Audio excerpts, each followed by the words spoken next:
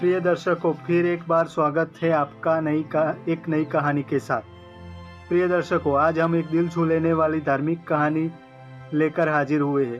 अगर आपको सनातन हिंदू संस्कृति पर सच्ची श्रद्धा और गर्व है तो कहानी को अंत तक जरूर देखें और हमारे चैनल को सब्सक्राइब जरूर करें।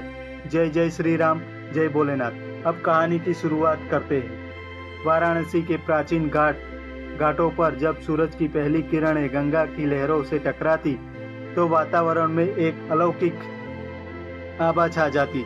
इन्हीं घाटों के पास एक प्राचीन मंदिर के पुजारी की बेटी वैदेही अपने जीवन के उद्देश्य को लेकर असमंजस में थी।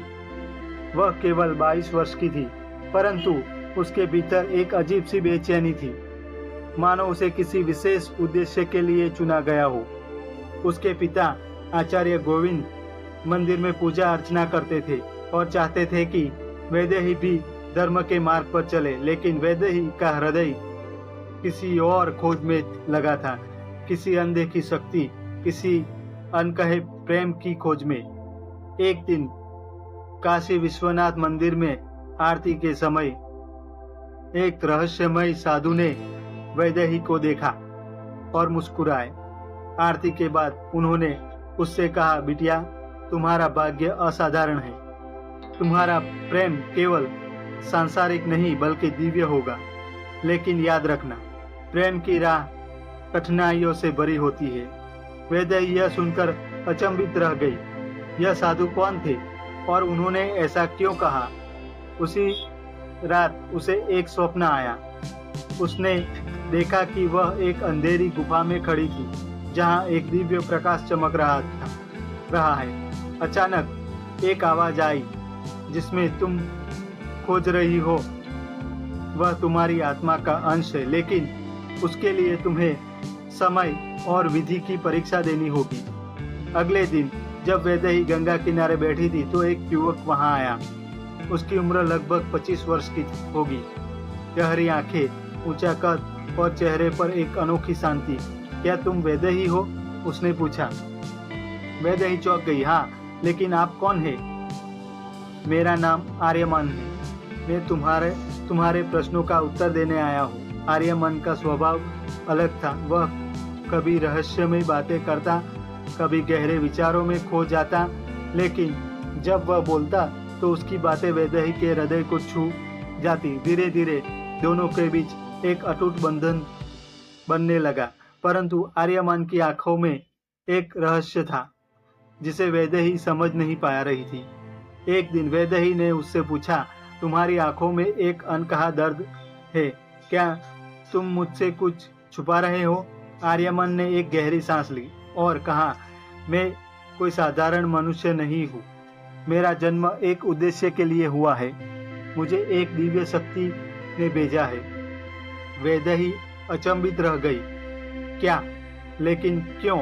आर्यमन ने बताया कि हजारों साल पहले एक श्रापित आत्मा असुर राज महाकल्प को एक सिद्ध योगी ने एक गुफा में बंद कर दिया था, लेकिन उसका श्राप अब समाप्त होने वाला था और अगर वह मुक्त हो गया तो संपूर्ण संसार अंधकार में डूब जाएगा। और मेरा इससे क्या संबंध? वैदेही ने पूछा। तुम ही वह स्त्री हो जिसके प्रेम और आस्था की शक्ति इस दुष्ट आत्मा को रोक सकती है।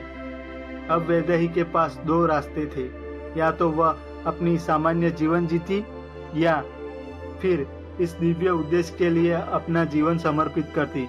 उसने आर्यमान की आंखों में देखा और उसे अपना उत्तर मिल गया। अगर मेरी आस्था और प्रेम यह संसार बच सकता है तो मैं यह परीक्षा देने को तैयार हूँ।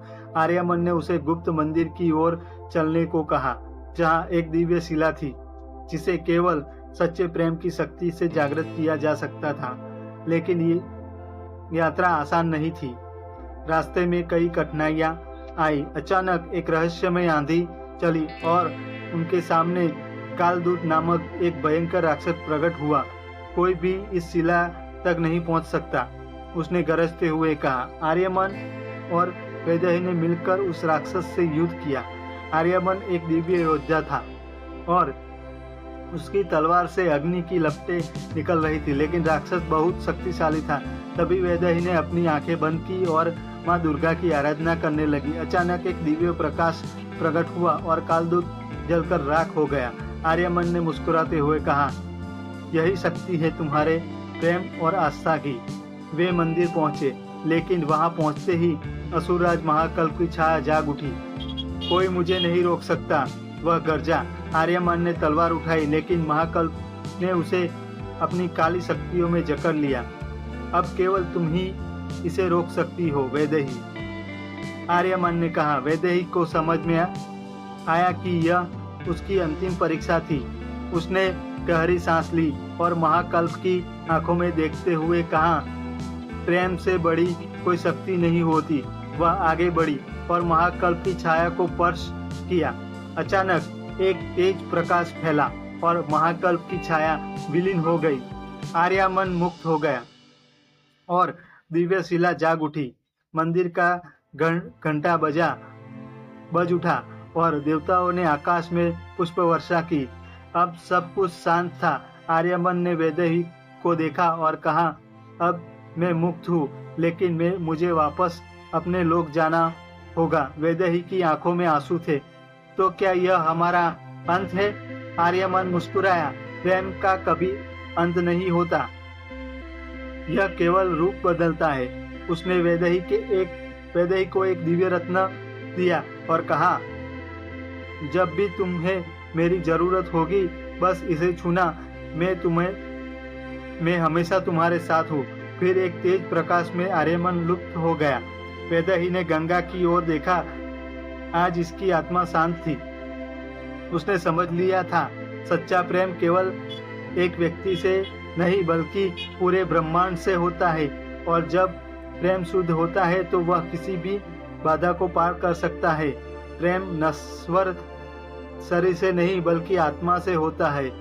जब यह दिव्य होता है तो काल और मृत्यु भी इसे मिटा नहीं सकते। प्रिय दर्शकों, यह कहानी आपको कैसी लगी कमेंट करके जरूर बताएं, और ऐसी ही मजेदार कहानियां सुनने के लिए हमारे चैनल को सब्सक्राइब जरूर करें। धन्यवाद।